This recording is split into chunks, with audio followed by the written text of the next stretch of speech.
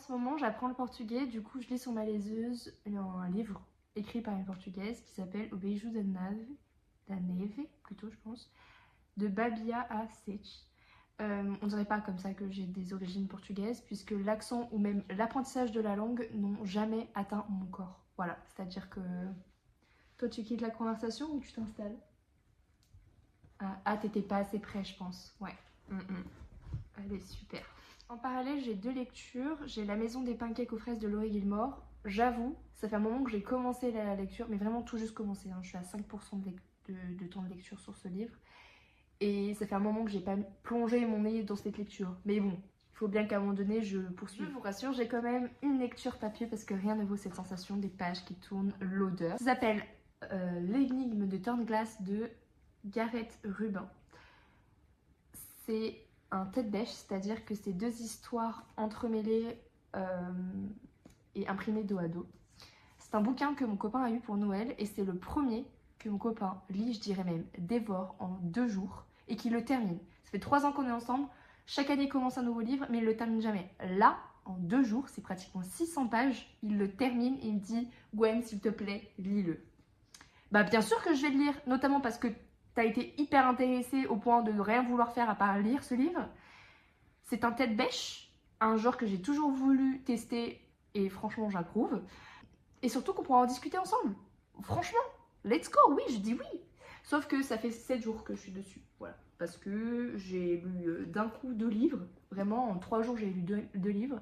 Mais alors, par contre, celui-là, je sais pas pourquoi je mets autant de temps, alors qu'il est super. Quand je mets mon nez dedans, c'est trop bien. Mais généralement, j'essaie de le lire avant de me coucher et c'est la fatigue qui me rattrape bien avant que j'ai fini de tourner une page.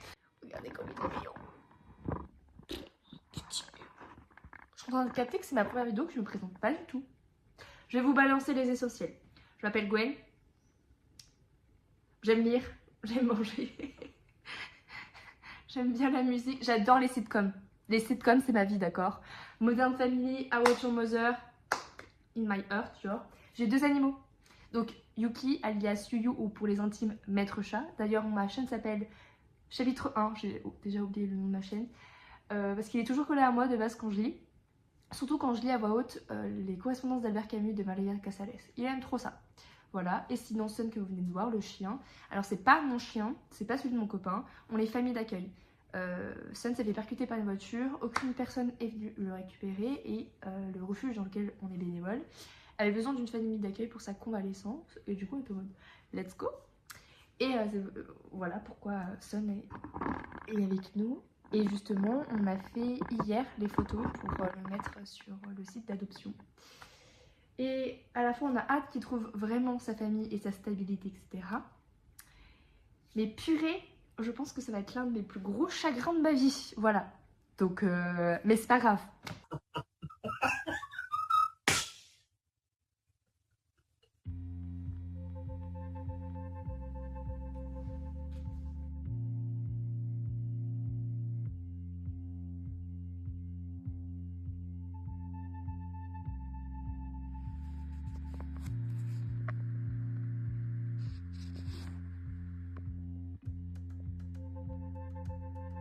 Oh, t'as pas envie.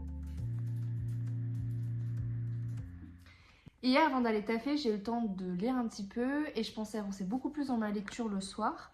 Sauf que... oui, mon cœur. Sauf qu'on s'est mis à enchaîner les épisodes d'un animé qui s'appelle Seven Deadly Distance. Je crois que j'ai bien dit cette fois. Nope. Et le dernier épisode qu'on a regardé, il m'a littéralement brisé le cœur. J'ai pleuré toutes les larmes de mon corps, à tel point que j'étais épuisée. J'ai pris ma douche, j'ai essayé de lire 2 chapitres, je crois que c'est vraiment 2 chapitres que j'ai lus, et je suis allée me coucher. Voilà. Donc là, d'après l'application que j'ai, ça s'appelle Bookly. J'aime trop cette application. Il me reste environ 1h30 de lecture, donc j'espère que je vais le finir aujourd'hui, parce que vraiment, ça fait plus d'une semaine que je l'ai, et je comprends pas pourquoi je mets autant de temps, parce qu'il est vraiment bien, mais je sais pas. Je suis hyper lente dans mes lectures ces derniers temps, mais bon bref. T'as raison, je parle trop. Je vais me taire et je vais lire.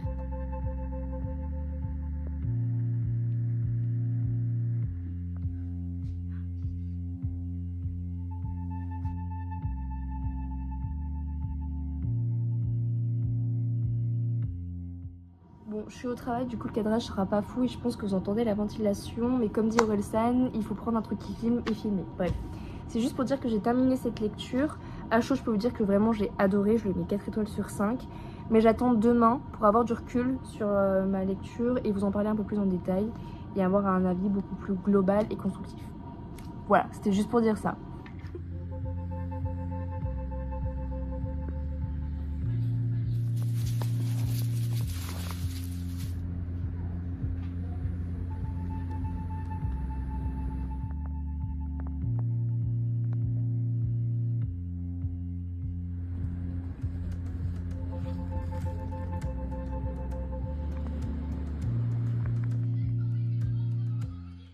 Oui, je sais, je n'ai pas fait de face cam depuis mardi alors qu'on est vendredi, mais on fait avec la santé mentale qu'on a. Pour en revenir sur celui-ci, je lui donne toujours 4 étoiles sur 5 parce que c'est trop bien. Déjà par rapport à la découverte du genre, je trouve que c'est vraiment trop bien. Mais au-delà de ça, l'écriture de l'auteur est vraiment prenante. Tout le long, j'étais en mode, mais quoi? Mais what the fuck? Mais pourquoi faire ça? Mais qui fait ça? Mais quoi? Sincèrement, tout le long, le mystère est maintenu.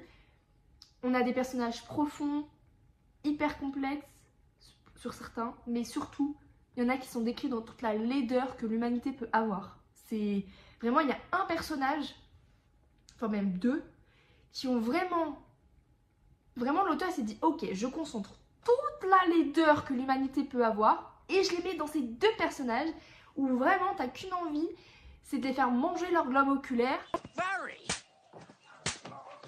Bref, si j'ai un conseil aussi que je peux donner, commencez bien par la face bleue et pas par la face rouge, parce que du coup vous allez avoir une meilleure compréhension de toute l'histoire. Moi j'ai voulu avoir l'esprit de contradiction et pas écouter mon copain. J'ai commencé par la face rouge et du coup bah il y a des trucs où je passais à côté. L'avantage c'est que j'ai pu en discuter avec lui et on a pu regrouper les infos et du coup j'ai mieux compris et on était en mode ah t'as pensé ça, non non. Ça c'est l'avantage. C'est pour ça d'ailleurs que aussi je fais une chaîne YouTube parce que j'aime trop parler de mes lectures et j'espère vous donner envie de lire celui-ci et si vous l'avez lu, n'hésitez pas à me dire ce que vous en avez pensé. Même juste avec des... Ah mais what the fuck, what? Voilà. Et comme vous avez pu le voir dans les vidéos, je suis passée à la nuit. C'est hyper aléatoire ma sélection, vraiment. Je m'en suis rendu compte en rentrant. Mais finalement, ça me décrit bien.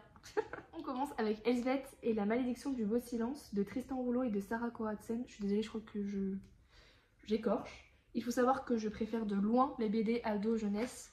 Je pense que ça vient de la palette de couleurs choisie et aussi des traits des dessins et des thèmes choisis. Il y a une personne qui m'a donné envie de m'intéresser au roman graphique et au BD adulte et d'ailleurs elle m'en a même fait apprécier. C'est Juliette, je vous mets sa chaîne là, je vous la conseille vraiment. Déjà elle a des vidéos de lecture mais pépites, vraiment, des recos lecture pépitas. Et au-delà de ça, vous allez soit trouver des vidéos hyper construites, hyper profondes, etc. Et vous pouvez aussi trouver des vlogs hyper cosy, hyper cocooning, hyper détente, hyper chill. Vraiment, j'aime beaucoup trop. Et puis au-delà de ça, cette femme est super drôle. Voilà. Moi, elle me fait mourir de rire. Ses montages, c'est un régal. Minute Papillon, la Gwen de la vidéo, a complètement zappé de faire le résumé de la BD qu'elle présente. Du coup, je lis ce qu'il y a derrière. Il y a bien longtemps, la malédiction du beau silence frappa tous les garçons du royaume, les privant de la parole et de l'usage de la magie.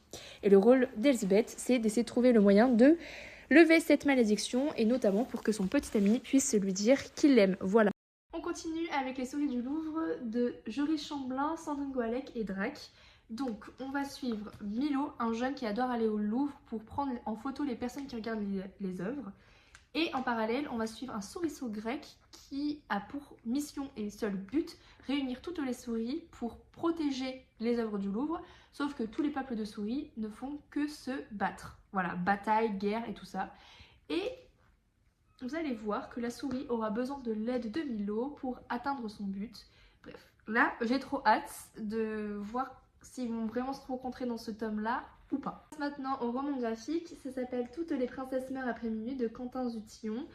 Donc, pour la faire courte, de l'éveil du désir aux passions fanées, le portrait amoureux de cette famille s'esquisse au fil d'une journée de fin d'été qui va changer leur vie. Donc on va suivre Lulu, un petit garçon de 8 ans, Cam en pleine adolescence et leur maman.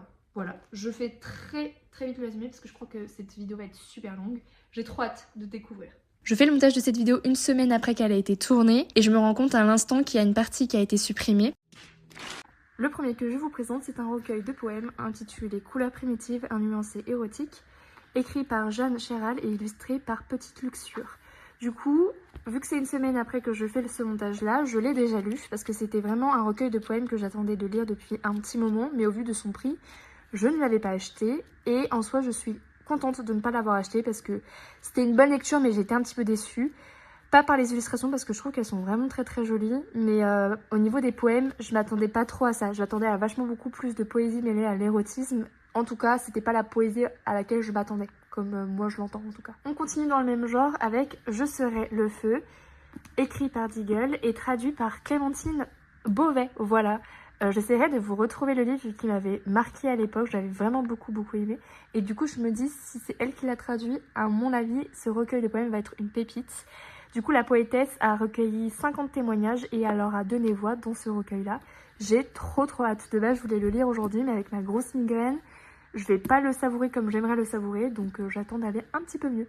Et le dernier s'intitule Soutif mon amour, poème engagé écrit par Sophie Carquin, illustré par Kim Consigny. J'ai trop hâte de pouvoir le lire, sachant que mes objectifs en 2026, c'était de mettre beaucoup plus de poésie dans mes lectures et aussi de recueils féministes. Et donc là, vous allez me dire, c'est parfait, c'est le tout en un. Je pense que c'est sur ça que je vais terminer ma première vidéo YouTube. Oui, monsieur, ma première vidéo YouTube. Ça fait trop bizarre, vraiment. Je ne sais pas du tout si je vais avoir la motivation de faire le montage et encore moins si je vais avoir le courage de publier cette vidéo. J'ai remis à la lecture quand j'avais 17 ans et depuis ce jour-là, j'avais qu'une envie, c'était de me lancer sur YouTube. J'ai 24, bientôt 25 ans et je me suis pas lancée pour différentes raisons, mais la raison principale, c'est l'anxiété qui n'a cessé d'augmenter au fil des années. Et je me suis dit qu'en 2026, ce serait bien d'essayer de mettre un coup de pied au fessier à cette anxiété.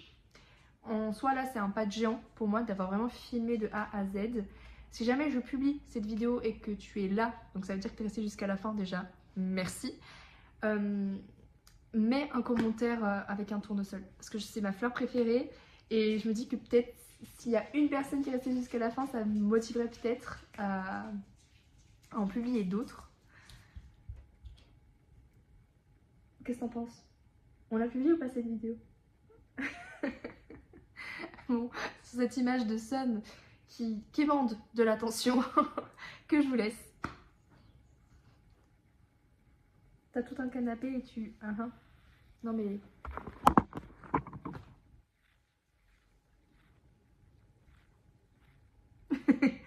Tu leur dis à la semaine prochaine les copains. Ouais, c'est ça la voix de Sun.